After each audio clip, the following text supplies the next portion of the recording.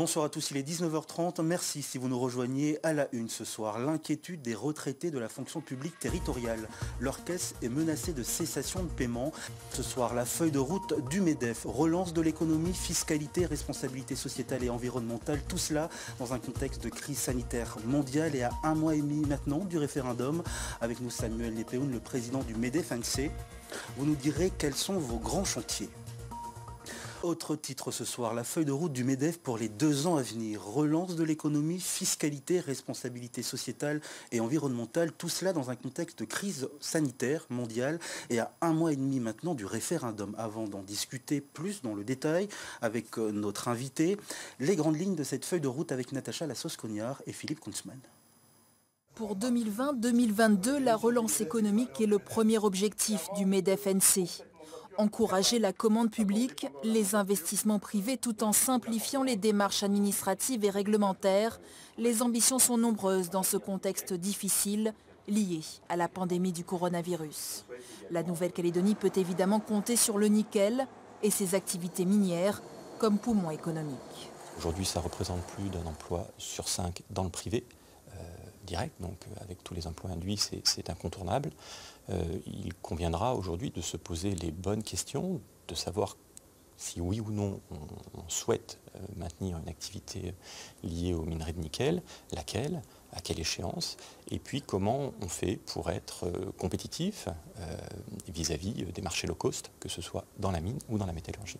Évidemment, sauvegarder les emplois. Évidemment, c'est la priorité. Autre gros chantier pour la Fédération des entreprises et ses 1300 adhérents.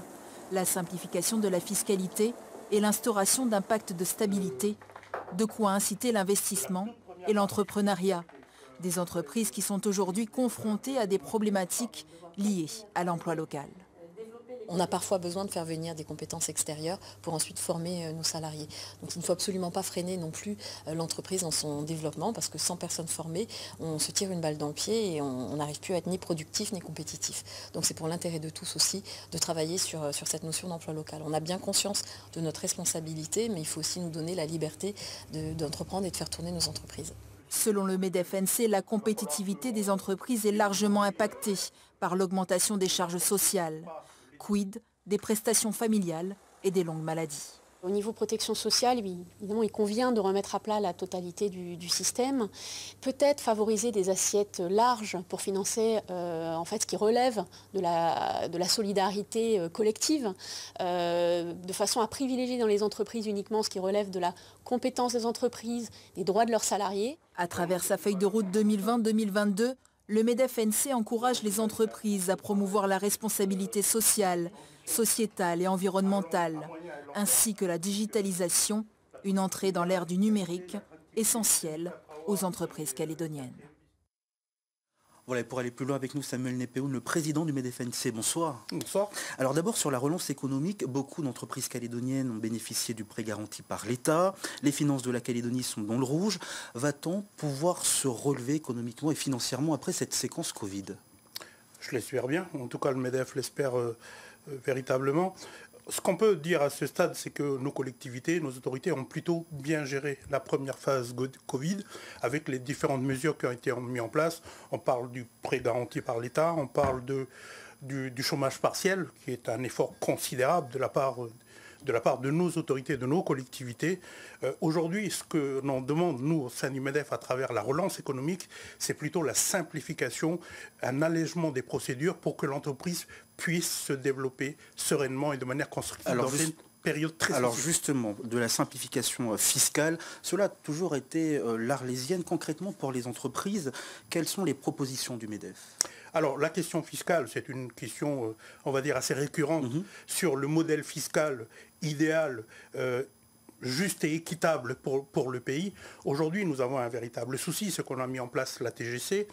Aujourd'hui, la TGC mérite, mais le gouvernement y travaille très clairement, sur une simplification de la TGC, avec une loi notamment en parallèle de programmation fiscale, mais en même temps derrière, pour pouvoir stabiliser l'économie du territoire et rendre le territoire beaucoup plus attractif, travailler également sur l'aspect pacte de stabilité sociale, fiscale, si on veut véritablement être une destination, en tout cas pour les investisseurs, qui soit soit plaisante et attractive. Alors, quid des relations du MEDEF avec ses adhérents? Parce que sur ce point, quelquefois, on dit que cela nuit à l'image du MEDEF, cette relation que vous avez finalement avec vos adhérents.